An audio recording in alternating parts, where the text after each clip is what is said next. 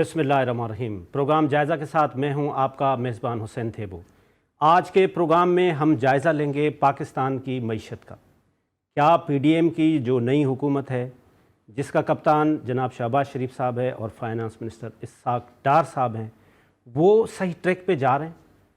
क्या इसहाक डार और मिफ्ता इस्माइल की जो बातें हैं, ऐसा कोई बंदा है जो उन दोनों बातों को हमें समझाए कि इसहाक डार साहब क्या कह रहे हैं, मिफ्ता इस्माइल साहब क्या कह रहे हैं? क्या मुल्क वाकई डिफ़ॉल्ट होने जा रहा है? क्या हमारी एलसीज़ नहीं खुल रही हैं? इस वक्त जो सबसे बड़ा मसला है वो ट्रेड का है। आपका एक्सपोर्ट बढ़ाना है, आपका इंपोर्ट कम करना है। एक्सपोर्ट आप उसी सूरत में बढ़ा सकते हैं जब आपकी एलसी खुलेगी। तो आज ये सारी चीज़ें हम अपने प्रोग्राम में कोशिश करेंगे कि सीखें, समझें कि ये पाकिस्तान में ट्रेड किस तरह से बढ़ेगा और सलूशन क्या है। क्या वाकई इस वक्त बहुत सख्त ज़रूरत है कि इलेक्शन होना चाहिए, या जिस तरह से पीडीएम कह रही है कि पाकिस्तान इस वक्त स्टेबल होने के लिए टाइम चाहिए और उसके बाद ही इलेक्शन हो सकते हैं और इलेक्शन अपने टाइम पे होते हैं।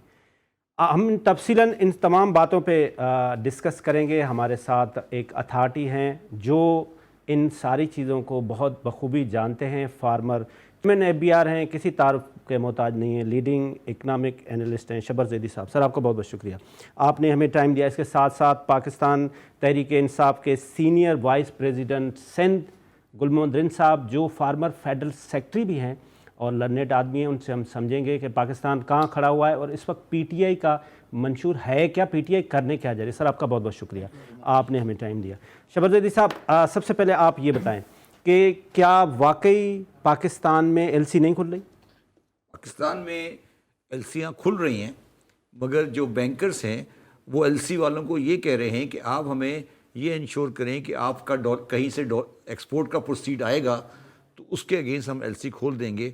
हमारे पास अपने डॉलर अरेंज करने के लिए पैसे नहीं है, स्टेट बैंक हमें उसके सपोर्ट नहीं, बाज़ार से सपोर्ट नहीं मिल रही। देखिए, मेरा सवाल ये था कि अगर मैं बिजनेसमैन हूँ और मैंने अप्लाई किया on behalf of state of Pakistan के तहत कि भाई मुझे दें, मैं एलसी खुल, तो आप कह रहे हैं कि पाकिस्तान के नाम पे एलसी नहीं खुल रही है, इंडिविजुअल के नाम पे खुल रही है। इंडिविजुअल के नाम पे खुल तो रही है। इसका मतलब तो ये है कि हम डिफ़ॉल्ट हो गए। हाँ, देखिए, मैं आपको थोड़ा सा ये डिफ़ॉल्ट वाली बात समझा देता हूँ और ये लोग दोनों लोग गलत समझ रहे हैं। देखिए, एक होता है सॉवरेन डेट डिफ़ॉल्ट्स। ठीक है। सॉवरेन मीन्स रियासत, रियासत के कर्जे का डिफ़ॉल्ट, जिसमें रियासत पाकिस्तान, कोई रियासत, श्रीलंका, वो अपने कर्जे की इंस्टॉलमेंट पे नहीं करती। ठीक है। उसको बोलते हैं सॉवरेन डेट डिफ़ॉल्ट। पाकिस्तान को दोनों खतरात का सामना है। एक सॉवरेन डेट डिफ़ॉल्ट का मतलब ये है कि पाकिस्तान में जो कर्जे हमें अगले 3 साल में अदा करने हैं, वो हमारे पास उनका गारंटीड रिसोर्सेज नहीं है। तो हमें हमारे कर्जे 130 बिलियन डॉलर के हैं और तकरीबन उनमें से 73 बिलियन डॉलर हमें अगले सालों में अदा करना है। अगले सालों से क्या 3 मतलब? साल। 3 सालों में। तो हमारे पास वो डॉलर की गारंटी नहीं है। अगर खुदा ना खास्ता हम ये नहीं कर सकेंगे तो हम इसको बोलते हैं कि रियासत सॉवरेन डेट डिफ़ॉल्ट हो गया। ठीक है। पाकिस्तान के लिए सॉवरेन डेट डिफ़ॉल्ट अभी नहीं होगा, क्योंकि ये जो उनकी किस्तें हैं ये 1-2 महीने की पे कर देंगे। इनके लिए मसला अभी इस वक्त नहीं है।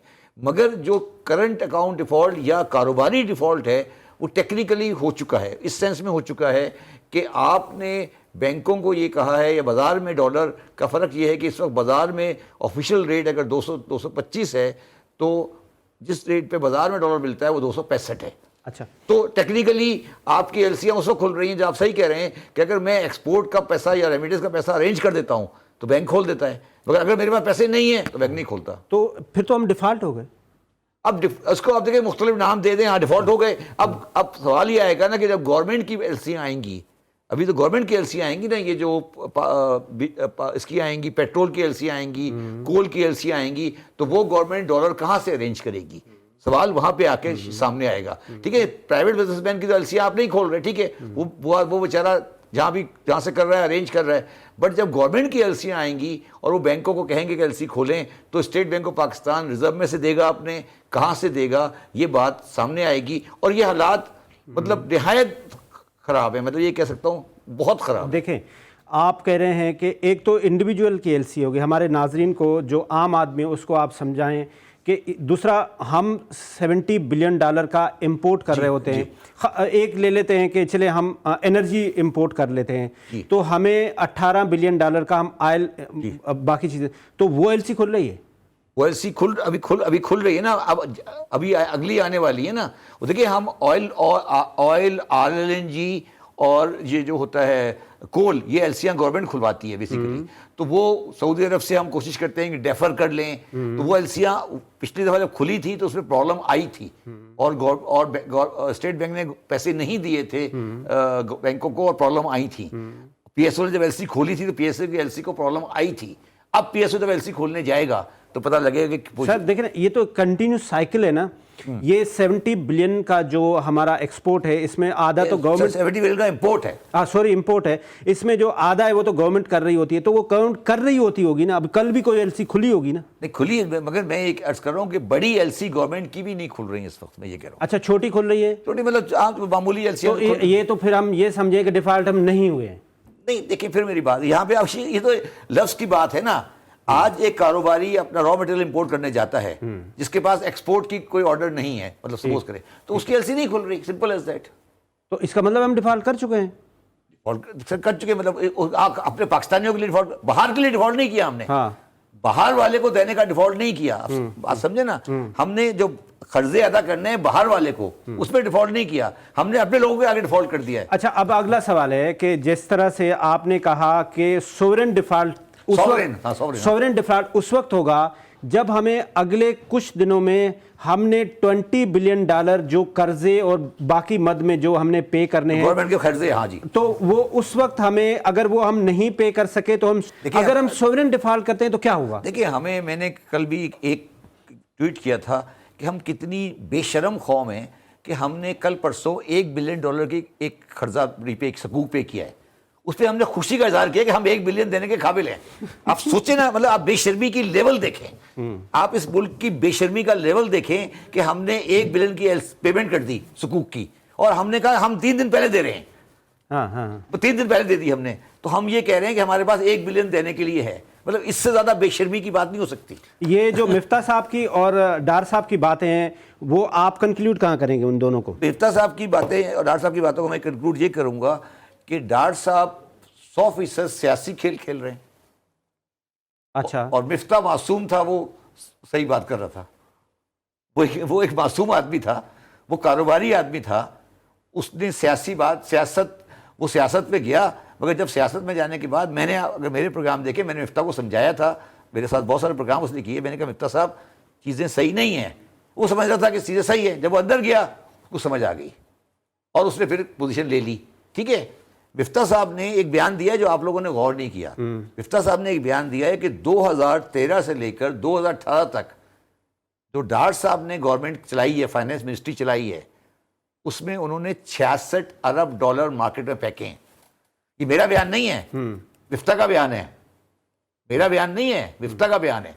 اچھا اس کو حسین آپ تھوڑا سمجھیں ایک بات. ٹھیک ہے. یہ جو PMLN ہے نا, آپ اس کی ڈائنامکس کو نہیں سمجھتے شاید. PMLN دکانداروں اور امپورٹر کی پارٹی ہے. ان کے اوپر تو آپ نے بہت سخت ہاتھ ڈالا تھا کہ یہ 40,000 پہ نہیں سیدھے, تو عمران خان بھائی اسی لیے باہر بیٹھا ہوں نا میں, کچھ کر تو آپ بھی نہیں, اسی لیے باہر بیٹھا ہوں نا میں. میری بات سمجھ, عمران خان ہی باہر بیٹھا ہے بیچارہ, دونوں ہی باہر بیٹھے نا, دونوں باہر بیٹھے نا. اچھا ایک ہم چھوٹا سا بریک لیتے ہیں, اس پہ ہم تفصیلاً آپ سے بات کرتے ہیں. اور دوسری بات یہ ہے کہ آپ بہت سارے نیگوسیشنز میں بھی شامل تھے, اس پہ بھی ہم آپ سے بات کریں گے. ابھی جو ہمارے نئے آرمی چیف صاحب آئے ہیں اس وقت وہ DG ISI تھے اور آپ کے ساتھ ان کا کلوز کوارڈینیشن تھا. ان پہ تمام باتوں پہ ہم تفصیلاً بات کریں گے کہ شبر صاحب کا بھی اس میں بہت بڑا رول تھا, اور جب DGI سے وہ ہٹے تھے تو اس وقت شبر صاحب آئی وٹنس ہیں. ایک چھوٹا سا کمرشل بریک.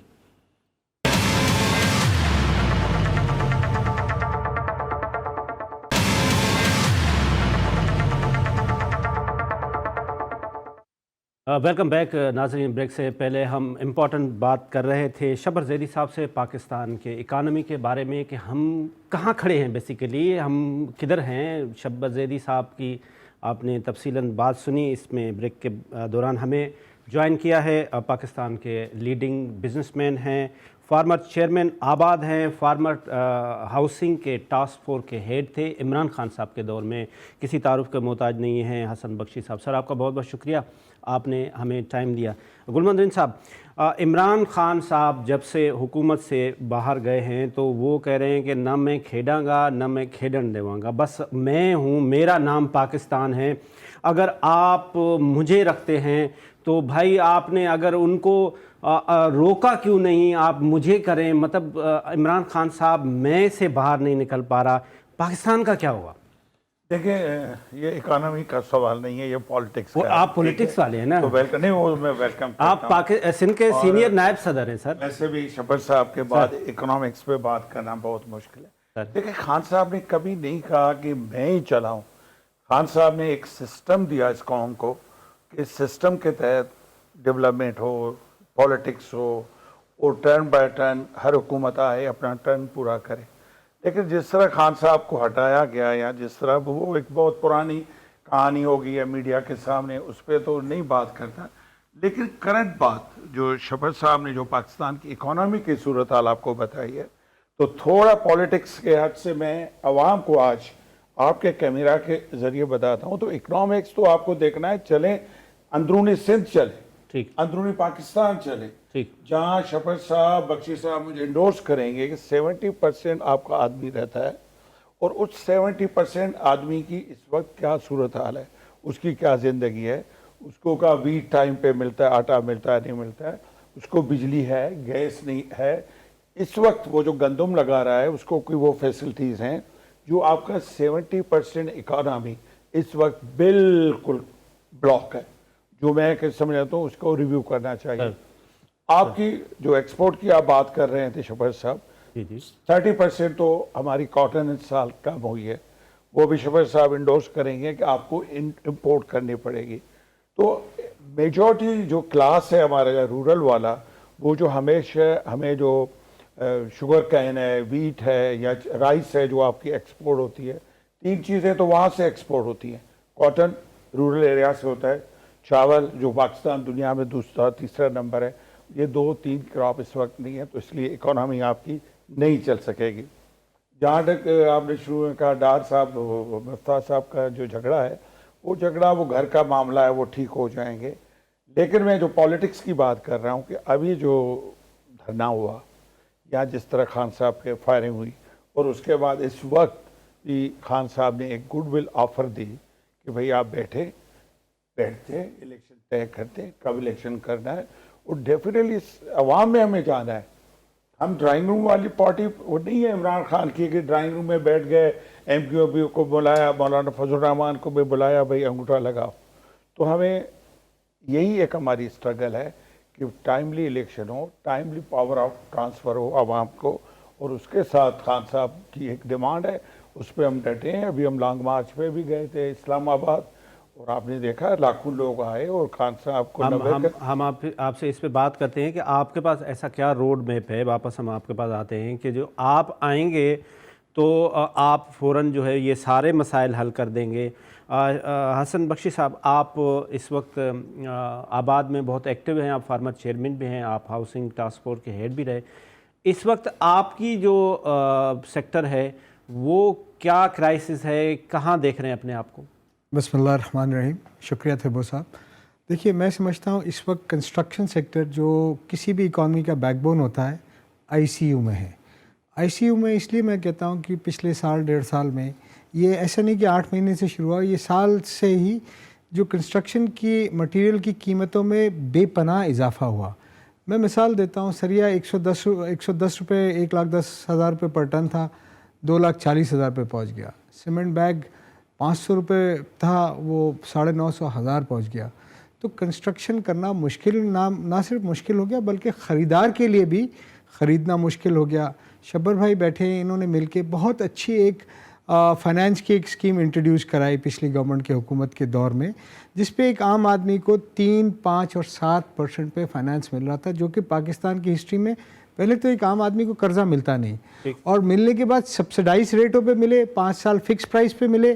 وہ ایک ڈریم کم ٹرو تھا. اس کی وجہ سے بہت سے वो लोग जो पाकिस्तान में अब तक घर नहीं ले सके थे उनको घर लेने के मौके मिले, हमारी सेल हुई, हमारे पास पैसे आए, बैंकों से एक एक चेक में पेमेंट आने लगी, हम लोगों ने नए प्रोजेक्ट शुरू किए, नए लोगों ने, किसी ने 20 मंजिल के, किसी ने 50 मंजिल के, किसी ने 30 मंजिल के प्रोजेक्ट शुरू किए।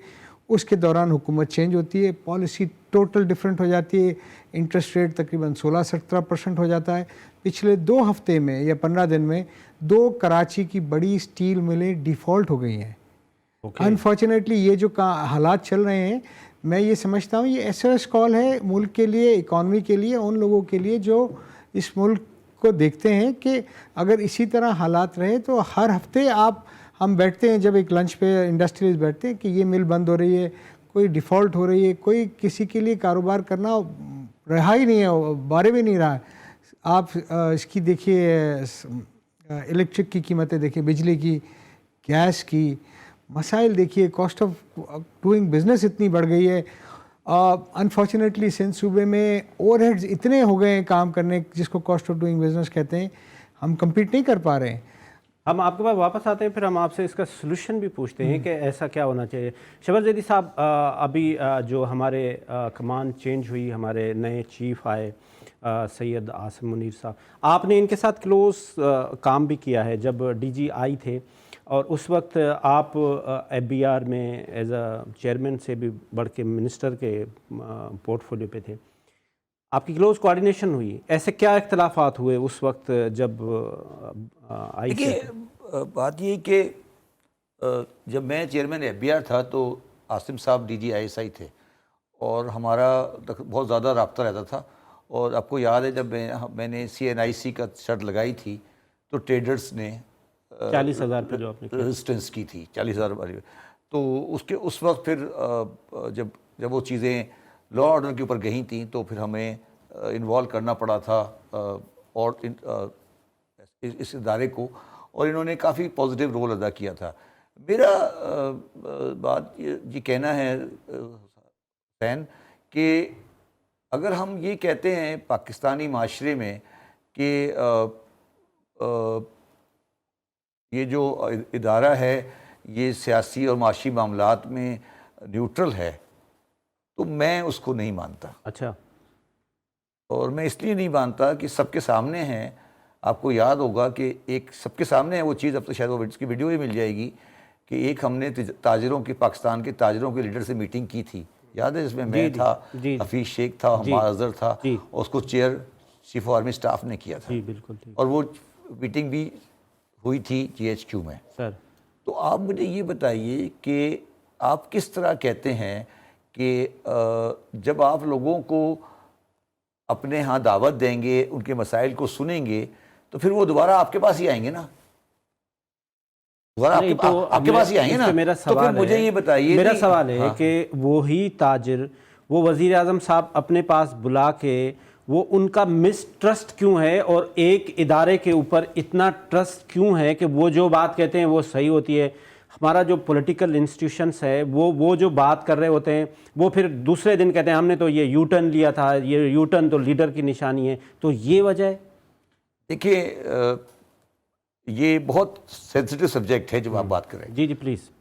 मेरा ज़ाती व्यू है कि इस वक्त जो है वो दोनों मिल के चलाने की कोशिश कर रहे हैं, और ये दोनों मिल के चल नहीं सकता। अच्छा। देखिए, मैं तो क्योंकि पोस्ट पे बैठ कर आया हूँ ना, तो मुझे पता है कि कहाँ तक उन लोगों का सपोर्ट होता है, कहाँ हमें सिविल के साथ सपोर्ट करनी होती है। तो बहुत मुश्किल लाइन ड्रॉ हो गई है पाकिस्तान में माशी मामलात में इदारे की। मैं सियासी मामला तो बात की बात है, ठीक है, माशी मामलात में भी बड़ी मुश्किल लाइन ड्रॉ हो गई है इदारे की। और मेरा एक सिंपल व्यू है, मैं आज आपके सामने एक बात कह रहा हूँ, मैं आपको ये प्रिडिक्ट कर रहा हूँ, बल्कि जो हमारे नए साहब आए हैं वो बहुत जल्दी सियासतदानों को ये ऑफ़र करेंगे कि आप एक सर्टेन स्कीम के तहत एक हम आपको इमरजेंसी का मैंडेट देते हैं, इसमें काम करें, हम इंटरफेयर नहीं करेंगे, मगर आपको डिलीवर करना होगा। अच्छा, ठीक है। अदरवाइज अच्छा सुने, अदरवाइज अगर आप नहीं करेंगे तो फिर हम करेंगे विदाउट माशाल्लाह। ये भी मैं आपको समझा दूँ। अच्छा अच्छा। یہ نہیں یہ آپ خبر دے رہے ہیں اندر کی؟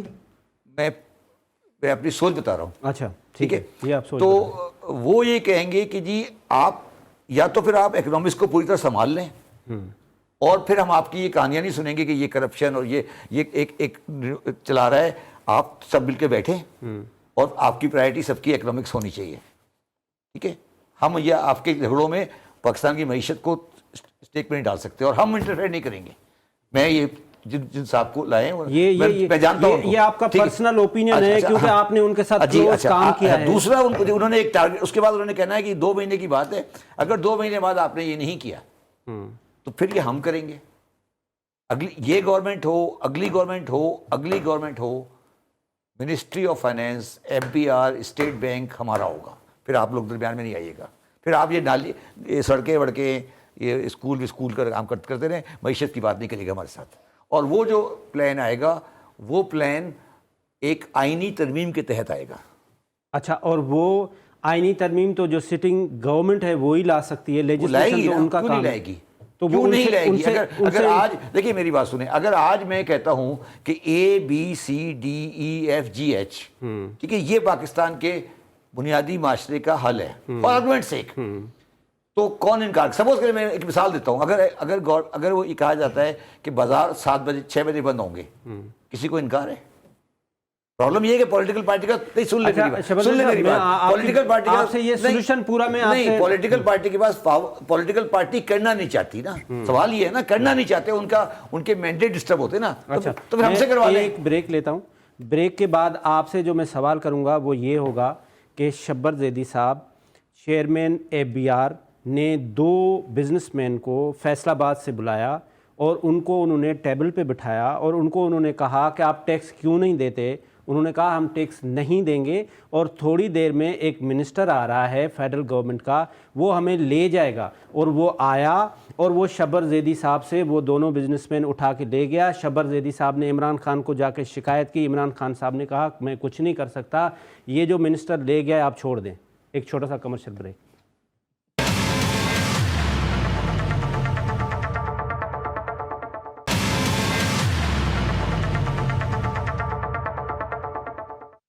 ویلکم بیک ناظرین. ہم بات کر رہے تھے تفصیلاً پاکستان کے اکانومی کے اوپر.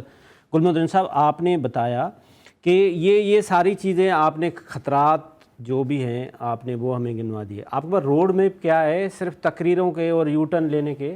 نہیں جی، ہمارا پورا پلان ہے خان صاحب کے پاس، لیکن میں تھوڑا کلیئر کروں کہ ابھی آپ نے شبر صاحب سے امپورٹ ایکسپورٹ کی کہانی سنی. جی سر. ٹھیک ہے. جی سر. بخشی صاحب نے آپ کو ہاؤسنگ سیکٹر بتایا، میں نے آپ کو ایگریکلچر کا. یہ 3 ہمارے میجر اکانومی کے سورسز ہیں، تینوں کا برا حال ہے. ٹھیک ہے.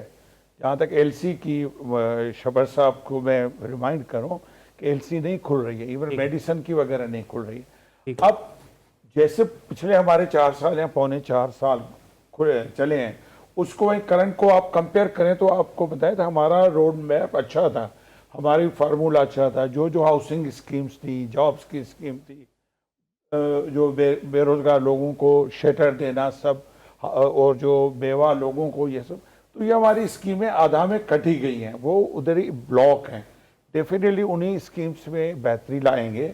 اور یہ جو اس وقت جو ہماری گورنمنٹ کی جو پالیسیز ہیں کہ دن بہ دن ٹیکس لگانا اور ڈیفالٹ میں جانا، یہ سب واپس ہو جائیں گے. اور جو ایکسپورٹ ہم لے گئے تھے تقریباً، میرا خیال ہے باس ہمیں کریکٹ کر کے 32 پہ، وہ 21-22 پہ آ گیا. ریزروز ہم کہاں لے گئے تھے، ابھی ریزروز کہاں آ گئے.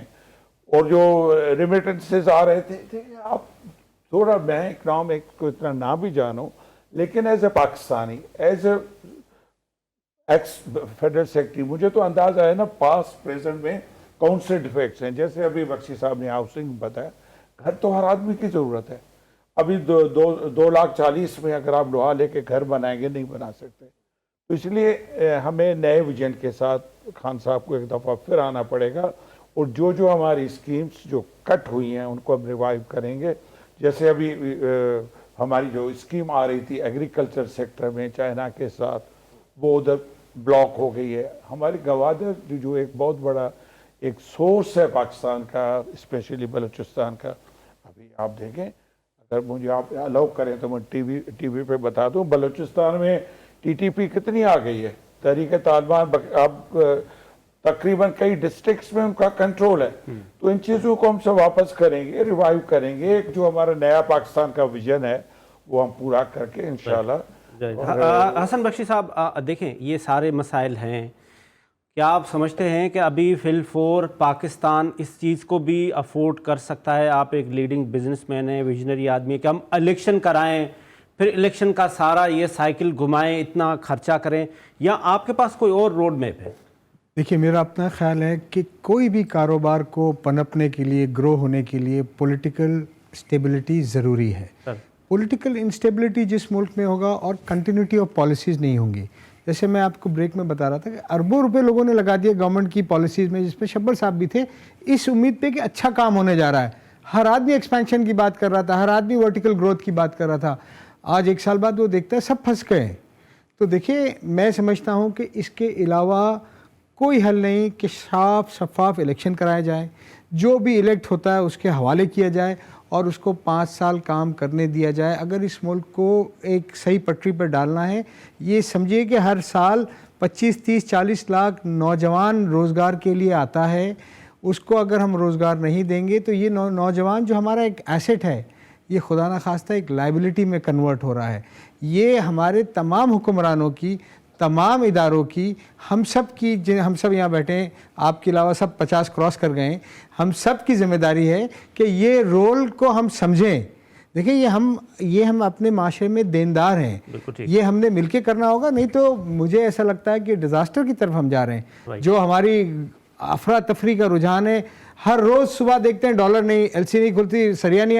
अब 15-20 दिन में मेरी अपनी मैन्युफैक्चरिंग है एल्युमिनियम की, मुझे मेरी फैक्ट्री ने बोला कि 20 दिन में हम मैन्युफैक्चरिंग बंद कर देंगे, रॉ मटेरियल ही नहीं आ रहा है, इंपोर्ट नहीं कर पा रहे हैं। तो कहाँ से? एल्युमिनियम पाकिस्तान में तो नहीं होता। राइट। शबर जैदी साहब, साफ चले, शफाफ चले, पीटीआई तहरीक इंसाफ चले इंशाल्लाह। आपके पास एक मिनिस्टर आया, वो फैसलाबाद से था, वो फेडरल मिनिस्टर था, उसने कहा शबर जैदी साहब मेरे पास पैसे कहाँ हैं, मैं तो स्टूडेंट लीडर था, इन लोगों ने मुझे पैसे दिए हैं, इनको आप छोड़ें। ठीक कह रहे हैं हम। इमरान खान साहब के पास आप गए, आपने बताया कि खान साहब ये बंदे मैंने 2 बुलाए थे, इनसे मैंने बोला है कि आप टैक्स क्यों नहीं देते, ये कह रहे हैं मैं नहीं दूंगा क्योंकि हम फलां आदमी के इलेक्शन कैंपेन का खर्चा किया है। तो फिर कहाँ से आए साफ शफाफ? देखिए, मैं आपको एक बड़ी सीधी बात बताऊं कि हमारे पास गवर्नमेंट बनाने के लिए 172 MNA चाहिए आपको। ठीक है, आधे चाहिए, 172 कम से कम चाहिए ना। तो पाकिस्तान की जो इलेक्ट्रल पॉलिटिक्स है उसमें आज के हालात में मुझे सबसे ज़्यादा परेशानी जो है कि खान साहब जब वापस आएंगे और वो किन लोगों को टिकट देकर लाएंगे जिनसे वो गवर्नमेंट चलाएंगे। क्योंकि अगर वही लोग जिनको पहले वो लेकर आए थे, अगर वही लोग आते हैं और वो फिर जिस तरह का उनकी अपनी फाइनेंसिंग के इश्यूज़ हैं, तो फिर वो हमें काम नहीं करने देंगे। बिल्कुल मैं साफ बताता हूँ। मेरे पास खान साहब को मैंने जब हाथ डाला इसके फाटा के ऊपर, ये जो जाली काम करते हैं स्टील री-रोलिंग मिल का, तो मेरे पास पीटीआई के सेनेटर्स आके बैठ गए कि हमें नहीं करने देना, नहीं करने दिया उन्होंने हमें। इवन तंबाकू का भी हुआ था। सबसे इंटरेस्टिंग तंबाकू का है। ठीक है, हुआ क्या जी, मैंने जो तंबाकू होता है ना, इसके अंदर बहुत जाली काम होता है। तो इसके अंदर एक भट्टी सी होती है, छोटी सी भट्टी होती है, जिसपे इसपे तंबाकू को उबाला जाता है। तो उसमें जब मैंने उसको कहा कि यार सिर्फ इनको रजिस्टर कर लो तो पता लग जाएगा कितनी तंबाकू इस्तेमाल हो रही है। आप बताएं, मैं चेयरमैन FBR था, मेरे सामने कोई 30 MNA बैठे हुए थे फ्रंटियर के। ठीक है, I think if I remember correctly led by very senior MNA of the frontier assembly, के सवाल ही बता देता आप इसको रजिस्टर कर सके। हमारा तो वोट बैंक ही तंबाकू वाला। खान साहब ने क्या कहा? खान साहब ने कहा पीछे हट जाओ। तो फिर अब आप आखिर में सॉल्यूशन बताएं। अगर आपका इलेक्शन होते हैं खान साहब के यही लोग। मैंने शाहीन केमिस्ट को लाहौर में, इस्लामाबाद में हाथ डाला था, याद है आपको? जी, शाहीन केमिस्ट याद है? बिल्कुल। जब मैंने जाली दवाओं का केस हाथ डाला था, क्या हुआ था? तो सवाल ये है ना, बात ये है ना सर, मैं इमरान खान का बहुत बड़ा एडवाइजर हूँ, आज भी था, कल भी था। और मैं आपको ये बात बता दूं कि 2018 में जब इमरान खान साहब पावर में आए थे, उस वक्त ट्रेड डेफिसिट $20 बिलियन था, तो तारीख का सबसे बड़ा डेफिसिट है। और हमने 2020 में जीरो कर दिया था उसको, 20 बिलियन को जीरो किया था। मगर उस आदमी की सारी क्रेडिबिलिटी उस वक्त खत्म हो जाती है जब 172 MNA ब्लैकमेल करने बैठ जाते हैं। और वो एक शबर जैदी साहब, फिर आप हल देना। इसका हल ये है, पहली बात तो आप सिलेक्शन ऑफ टिकट्स में آپ رسک لے لیں. میں عمران خان کو یہ ایڈوائز کروں گا, آپ رسک لے لیں, الیکٹیبل کے پیچھے نہیں جائیں. اچھا, آپ رسک لے لیں, ٹھیک ہے, جیسا بھی آدمی ہے, اگر وہ آپ کو سمجھ لگتا ہے کہ اگر الیکٹیبل کے پاس نہیں جائے گا تو وہ فیصل آباد والا سیم آدمی آ جائے گا جو اسٹوڈنٹ لیڈر ہے, پھر اس کی الیکشن کیمپین پہ 3 کروڑ خرچہ کون اگر کرے؟ آج عمران خان پاپولر لیڈر ہے, میں فار ایگزامپل مثال دیتا ہوں, اب لاہور میں ایک لیڈر ہے حامد خان, ٹھیک ہے, میں ان کو بڑا ریسپیکٹ کرتا ہوں, پی ٹی آئی کے بڑے سپورٹر ہیں, مجھے نہیں لگتا کہ ان کو ٹکٹ ملنے والی ہے پی ٹی آئی سے اگلے سال ایم این اے کی. میں کہتا ہوں چاہے وہ ہار جائے, ٹکٹ حامد خان کو دیں. دیکھیے پرابلم جو آپ کی حالیہ کچھ دن پہلے خان صاحب سے ملاقات بھی ہوئی, جو بھی ایسا چھوڑے آگے چلیں. تو آپ بتائیں نا, آپ کی کیا بات ہوئی؟ میرا سوال یہ نہیں, آپ نے ان کو کیا مشورہ دیا؟ میرا سوال صرف یہ کہنے کا ہے کہ عمران خان اس وقت ایک اچھی جگہ بیٹھے ہیں, ان کے پاس پاپولر لیڈر ہیں. ٹھیک ہے, بھٹو صاحب نے 77 میں غلطی یہ کی کہ انہوں نے غلط ٹکٹس دیے.